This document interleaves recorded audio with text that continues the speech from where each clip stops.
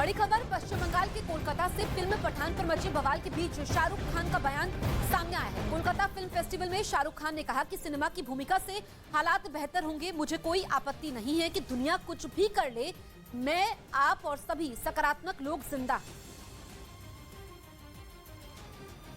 हम सब खुश हैं, मैं सबसे ज्यादा खुश हूं और ये बात बताने में मुझे बिल्कुल भी आपत्ति नहीं है कि दुनिया कुछ भी कर ले, मैं और आप लोग और जितने भी पॉजिटिव लोग हैं सब के सब जिंदा हैं। उधर एक रिपोर्ट में दावा किया गया कि चीन ने भारत के तवांग सेक्टर में एक सोची समझी प्लानिंग के तहत घुसपैठ की कोशिश की, क्योंकि उसे भारत की तेजी से बढ़ती सैन्य और आर्थिक ताकत से डर लग रहा है। कोरोना और यूक्रेन जंग के बाद चीन की आर्थिक हालत पतली हो चुकी है, जबकि भारत की अर्थव्यवस्था के लिए तरक्की के दरवाजे खुलते जा रहे हैं। ये तक अनुमान लगाया गया कि 2030 तक भारत दुनिया की तीसरी सबसे बड़ी अर्थव्यवस्था बन जाएगा,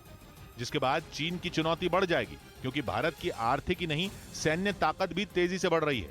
और ये बात शी जिनपिंग के सर का दर्द बन गई, जिसकी वजह से उन्होंने एलएसी पर जंग का एक नया मोर्चा खोलने की प्लानिंग कर ली। एक रिपोर्ट में दावा किया गया कि तवांग सेक्टर में घुसने की कोशिश उस प्लानिंग का पहला पड़ाव था,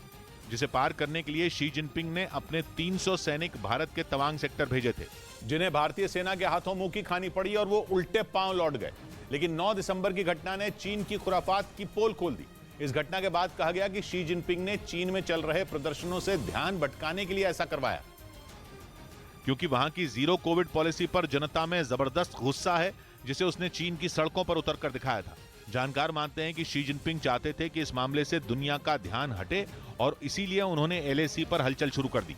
यानी चीन के 100 दर्द की एक दवा है और वो भारत है, जहां अशांति फैलाकर वो दुनिया की आंखों में धूल झोंकने की फिराक में रहता है। कुछ महीने पहले तक तो वो ताइवान के चक्कर में पड़ा था, जिसकी वजह से उसने साउथ चाइना सी में जंग का माहौल बना दिया था। लेकिन जैसे ही अमेरिका ने आंखें दिखाई, चीन सोच में पड़ गया। माना जा रहा है कि इसी वजह से उसने ताइवान पर अब तक हमला नहीं किया है, क्योंकि उसे पता है कि वो ताइवान की सेना से नहीं बल्कि अमेरिका की भारी भरकम सेना से जंग लड़ेगा, क्योंकि अमेरिका ने डंके की चोट पर ताइवान का साथ देने का ऐलान किया हुआ है और ऐसे ही चीन की खामोशी की वजह माना गया।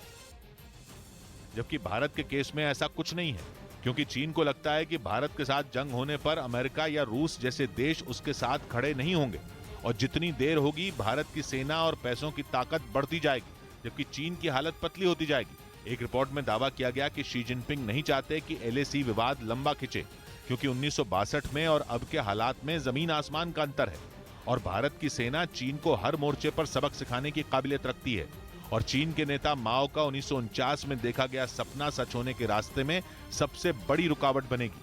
क्योंकि 1949 में माओ ने कहा था कि चीन को हथेली और 5 उंगलियां वापस लेनी चाहिए, जिसमें हथेली का मतलब तिब्बत और 5 उंगलियों का मतलब लद्दाख, सिक्किम, अरुणाचल प्रदेश, भूटान और नेपाल था। यानी गलवान हो या तवांग, चीन के सैनिकों ने जानबूझकर एलएसी पार करने की कोशिश की, क्योंकि शी जिनपिंग जंग के प्लान के तहत घुसपैठ की कोशिश करवा